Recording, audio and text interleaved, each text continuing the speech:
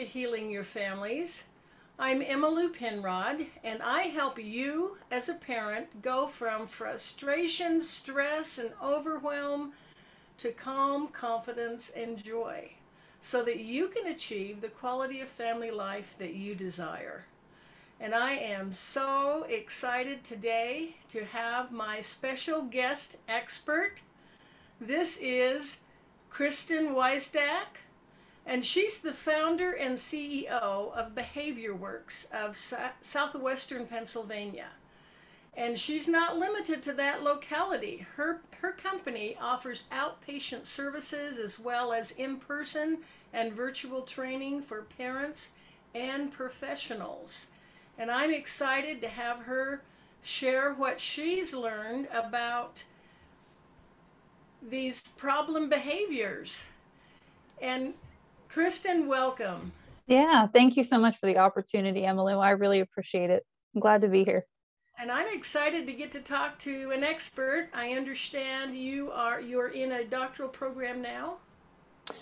Yes. So my doctoral program is focused in education and learning and organizational change at Baylor.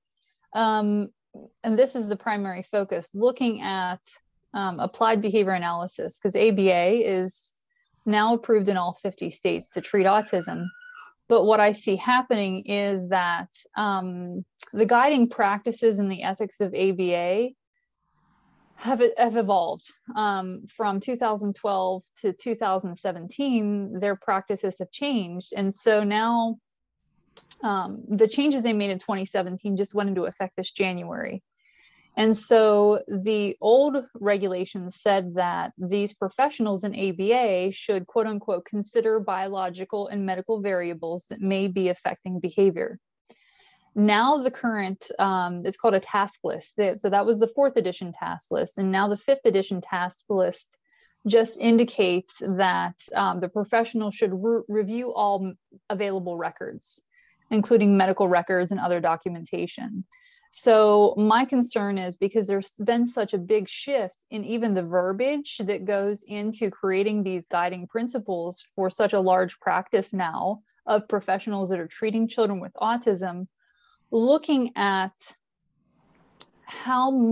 what questions these professionals are asking and how much, in what ways they're assessing for these what are called concomitant issues, the biological and medical things that could be happening with a child with autism.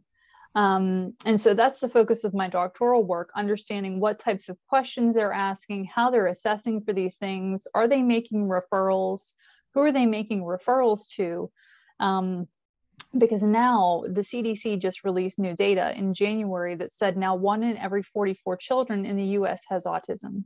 And so with this rising prevalence, this increase in ABA services, trying to look at how we can overcome these things. And so I've worked for the last 17 years with individuals 0 to 45 with special needs, but my specialty has been autism.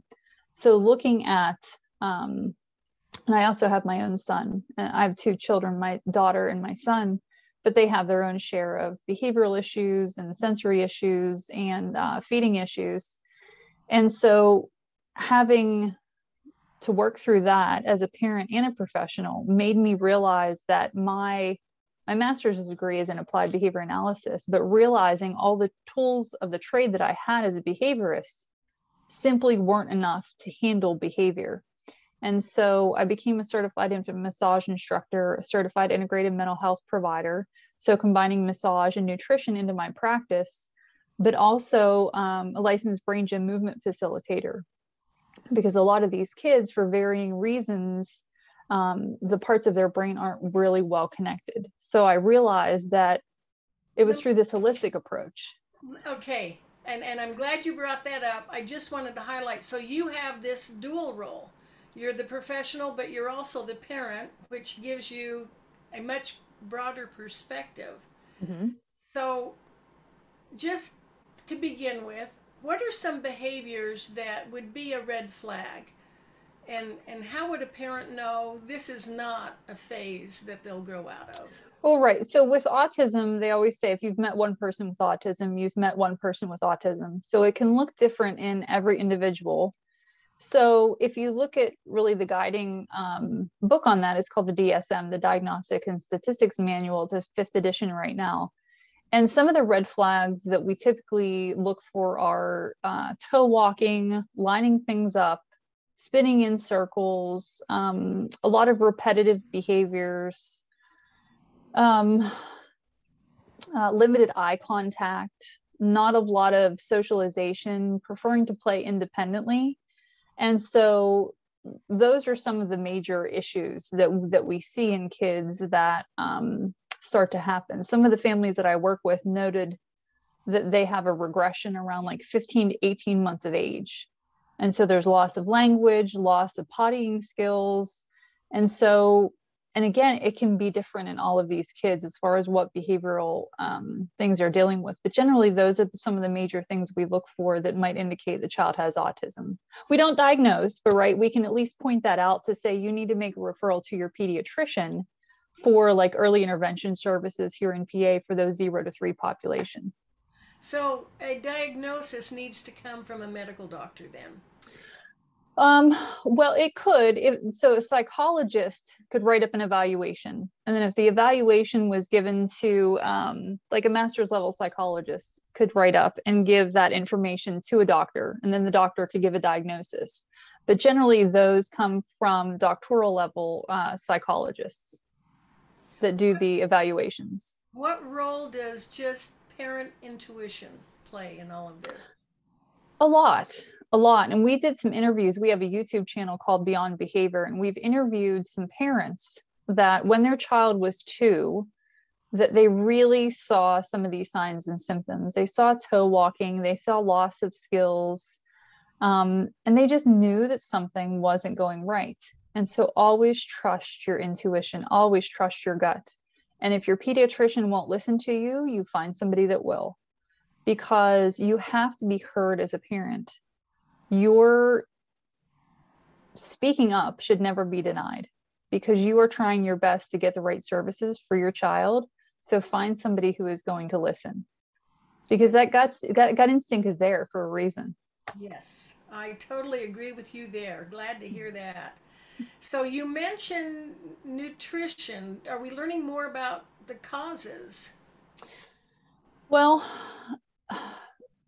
I'll take you back to the story that kind of evolved for me last week.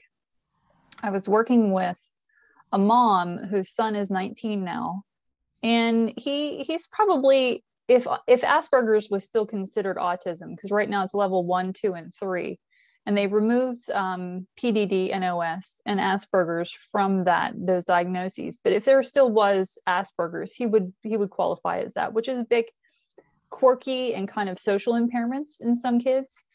And so when mom came to me, she just said, we've been through early intervention services. He's been through a lot. We've done brain balance. We've done a lot of things, but he still really doesn't have a lot of energy. His conversations are yes, no conversations with me. There's not really good back and forth interaction between us. And he just really doesn't want to do anything. He's kind of struggled in school.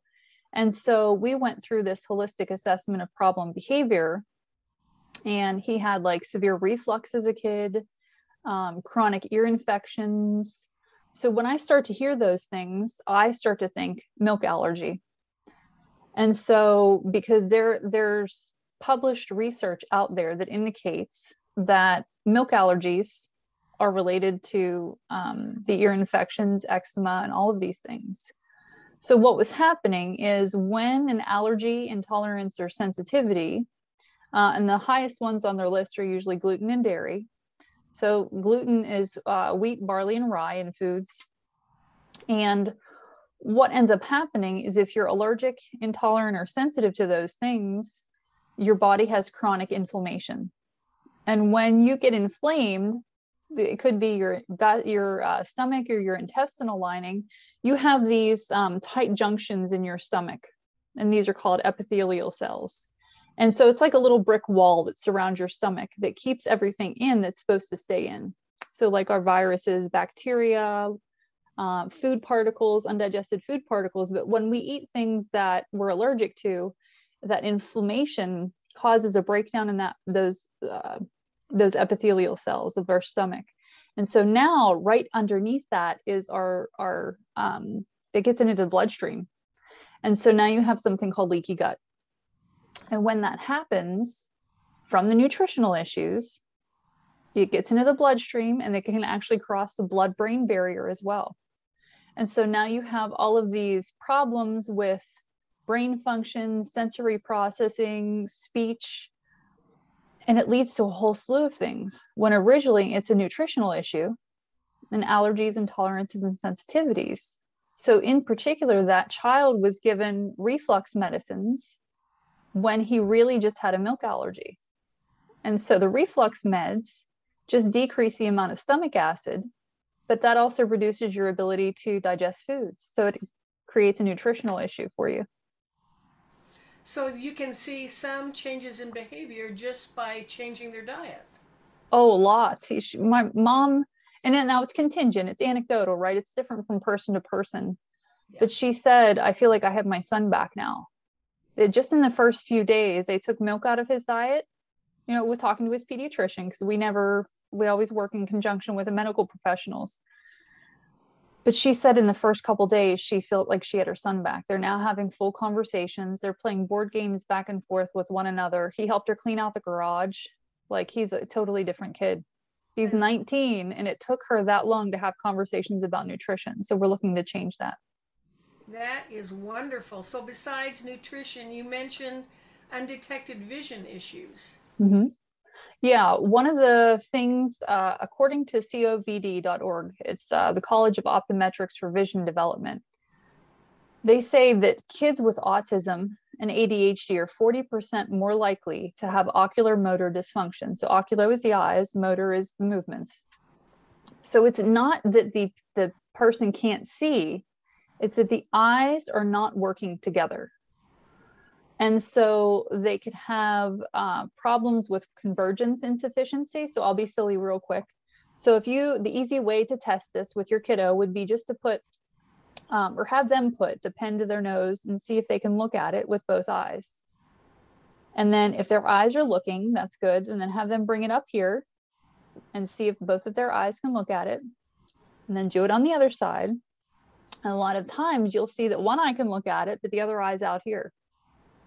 And now the amazing thing is, because of the way that our bodies are wired, is when your eyes aren't working together, your eyes give signals to your ears on what to focus on.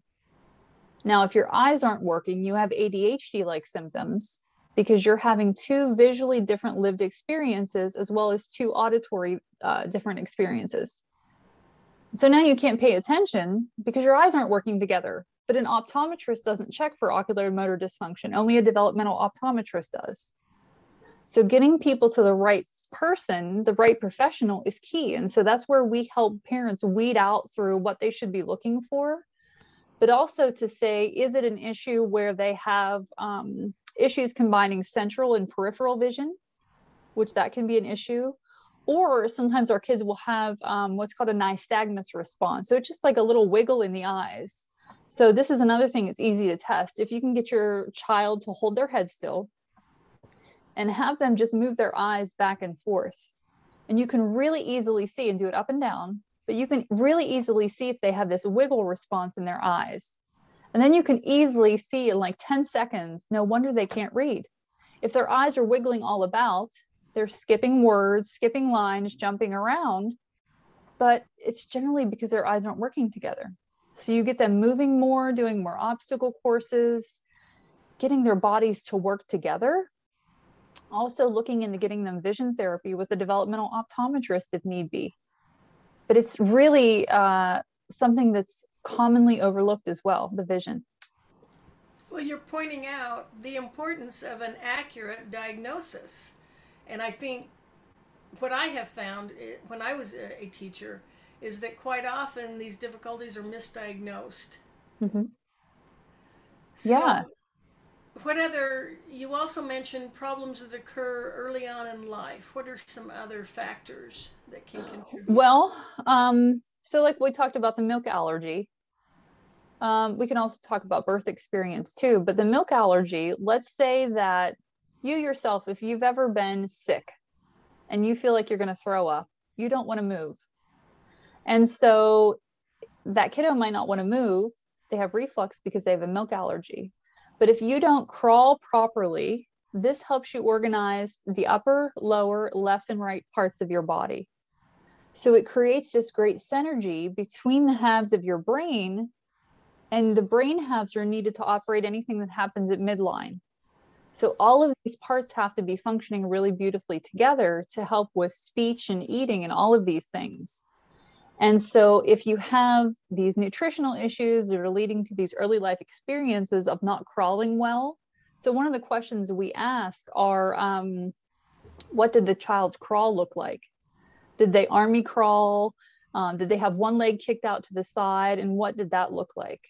The other thing is, if they were born via C-section or low birth weight, that can impact that as well. Because when you're being born, your shoulders are coming through and you get this nice pressure all over your body, which activates these receptors that kind of give you good tactile feedback, like the touch feedback about where you are. You get this tight squeeze that activates your what are called proprioceptors that live in your muscles, joints, and tendons. But when that original kind of like dance of your shoulders doesn't happen to light up both parts of your brain to say, my turn, your turn, my turn, your turn, we're going to work together now. If that doesn't happen, that can create what's called retained primitive reflexes, which are disruptions in the movement patterns of the body. And so some kids that still have like a startle reflex, that they can become hypersensitive to sounds. They can startle very easily. You have some kids that have what's called a rooting reflex that sticks around too long. So it's like, you've ever seen like those babies, you touch their face and they're going for, a drink. But then if that sticks around too long, because some kids will have this reflex that it's an involuntary motor response that these kids have. It sticks around for way too long. And by the way, humans can get this at any time from stress and inflammation and all these things. But that affects your articulation and your speech and your eating. And a lot of these kids will also have like a spinal galant reflex. So you can stroke up the side of the spine on both sides and you can see the child jerk to left or right. But that makes it so that they can't sit still. It's not that they won't sit still. It's that they cannot sit still. I think that is a common problem, is sometimes parents and teachers too will feel like this is something the child is doing on purpose. They just need to learn, and yet recent research is showing that, as you pointed out, it's not always their choice. It's not always deliberate. Yeah, I mean, if you think about evolution of the human species on Earth, we need each other to survive. And so it's human nature to want to work with and help and please others. And so it goes against our nature as humans to not want to do well with one another. So if there's conflict, that just tells us there's something not going right in the body. And so that's why we've developed this, we call it the HAP-B, a holistic assessment of problem behavior. And so it's a comprehensive assessment to teach people asking questions, right? You'll never get the answers to questions you don't know to ask. And so this is where it kind of fills that gap to say, what was the child's birth experience? Did they have a low birth weight? Do they have chronic ear infections, eczema? What are their pooping habits? Does their poop stink really, really bad? Because all of these give us clues about the bacteria in their body. Sleeping habits, are they a restless sleeper? Do they have trouble getting to sleep? Because a lot of these kids, again, if they have chronic ear infections from a milk allergy, they get lots and lots of antibiotics. And so that kills their gut bacteria. But the problem with that is, Emmylou, that the gut bacteria is part of our recipe as a human species. And so the gut bacteria do so many great functions in the body. And one of those is creating serotonin. We have 80% of the serotonin in our body that's made in our stomachs. And serotonin is needed to make melatonin naturally in our bodies for sleep. So a lot of these kids are not sleeping because they don't have enough gut bacteria to produce the serotonin that makes the melatonin. I can see why you are taking this holistic approach. It's everything, and they're all how the brain works, how our body works. I love it. It's Thank you. We do too.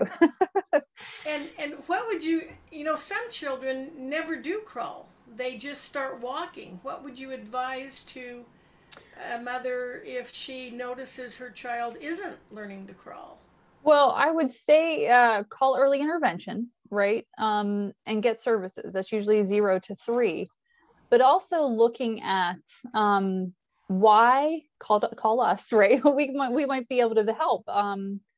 But to say, why isn't that child crawling? Because you can have like what's called torticollis, which is a tightening of a neck muscle on one side, and that creates dysymmetry in the balance of the body. And so do they have some torticollis that they need taken care of? Or do they still have reflux? Is that why they're not crawling? But it's looking at, are they having vision trouble so they can't see what's in front of them? And that's why it's so important to take that holistic approach. So I would say for kids that are still young, call early intervention services for your local county. Here in Pennsylvania, those are free services that are just amazing, that include occupational therapy, physical therapy, speech and language pathologists. They have nutritionists, vision therapists. They have a plethora of people that will come right to your house, help your child in the home setting, in community settings, daycares, wherever that might be, to get you the help that you need. But it's asking, you have to know what questions to ask around that. So they should be crawling. I know some parents feel like, oh, it doesn't matter. He's walking. It's fine. There is a natural order of learning these skills, these motor skills. Yes, and it's of particular importance, again, because it organizes everything in the body. It organizes your arms and your feet and both sides of your brain. And we start this great conversation. Your brain halves have to be really good neighbors, because when you have a good neighbor, you can borrow information from each other and you can problem solve together, right? And that's what this happy, balanced brain can do. But if a kid goes right to walking, that's a problem. But you asked earlier what they can do about it. So even trying to get to the root cause, but really if you can get your kid a tunnel, right? Get them crawling through a tunnel. If the family doesn't have a lot of resources, I've just had kids crawl with me under the kitchen table and follow me under the kitchen table. But you can also do a lot of like obstacle courses, crawling around on the floor, just doing some really easy, fun stuff to help coordinate the body.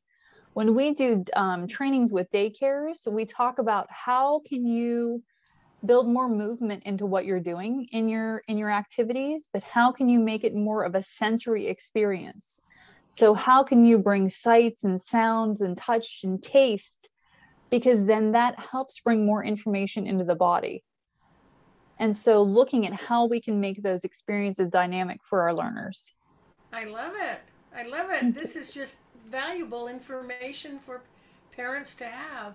I want to go back to what you were saying about getting trained in massage therapy. Is that just part of this holistic approach? Well, because my son particularly was in the NICU for 52 days. And so they have done studies with NICU babies. Particularly this study was babies that were born addicted. And I was working in early intervention at the time, and I just wanted to learn it because it's a natural approach. And I just was always drawn to those things. But I particularly had a self-interest in it to help my son with growth and development. But it also provides natural detoxification for the body. You can really get into those muscles. It helps with blood flow. And it's just a really great natural way to form a bond, especially with your baby. You're making eye contact, and there's a particular stroke you use on the bottom of the foot, and then you wiggle your fingers and you can help them with tracking. And so it's just a really great way to start those early interactions. And I just loved it because my son was, especially you can do certain strokes in the infant massage to help with colic and gas and constipation and bloating. And so it just plays into all of that. If you're working on changing your baby's formula, which should be done with a pediatrician, but helping them naturally work through any constipation or gastric distress that they're in. So is this part of the training that you offer? And let's get into Oh, the yes. services that you offer. Yeah. So part of the training that I offer is I do infant massage separately. The training that I offer is really for professionals that are parents too, but also professionals that are working through behavioral issues with kids with autism. So we're working with school districts, we are working with daycare centers, we're working with early intervention providers to really teach them this holistic assessment and what to ask in regards to that child's development, because it matters so much. Helping teachers even see the anatomy.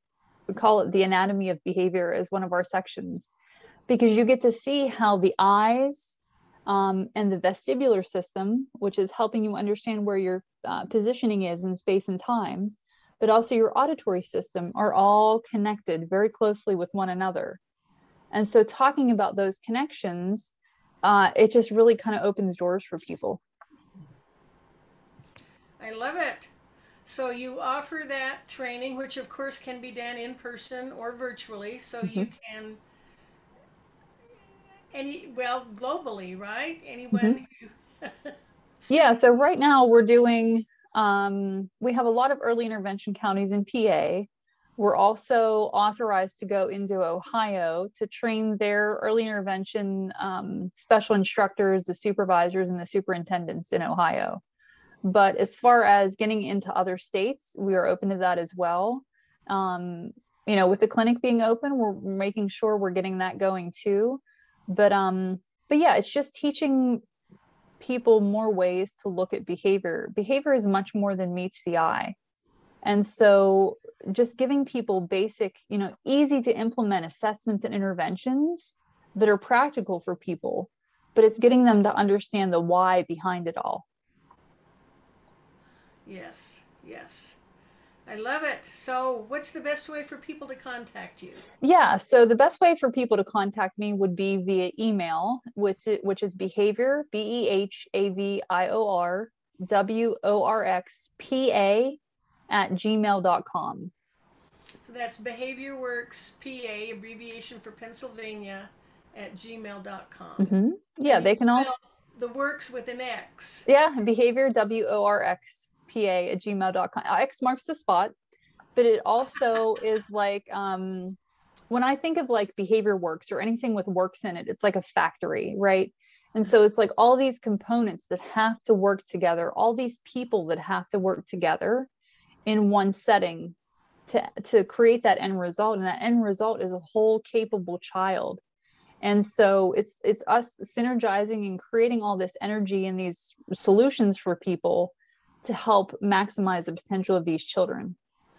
I love it. Now, could you also guide a parent who hasn't received a diagnosis yet? They just know there's something wrong. Can you direct them into where to get a diagnosis or make recommendations there? Well, right, because we can say, depending on the age of the child, we always recommend 0 to 3 goes to early intervention. But yes, we have, whoever the local psychologist is, there's usually general mental health agencies, like managed care organizations in everybody's county that you can contact, and they can help you get set up for an evaluation, calling a local psychologist to get an evaluation. Sometimes those wait lists can be extensive. So one of the people that we're going to have on staff, for those that are local to us in the Pittsburgh region, we're looking at bringing somebody on staff to do those evaluations as well. So, but also, yeah, so people can also check out our resources on our website. That's www.behaviorworksofsouthwesternpa.com.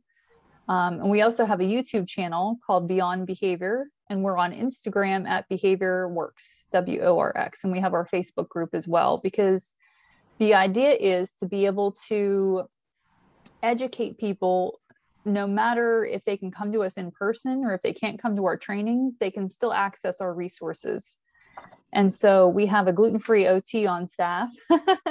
And so she's created some great Facebook videos for us, some YouTube videos. We have interviews with other parents that have gone through the same things. Awesome. And so we try to offer resources at every level. Wonderful, wonderful. And if they just look up your name on LinkedIn, you have that in your contact information. So I do, yes.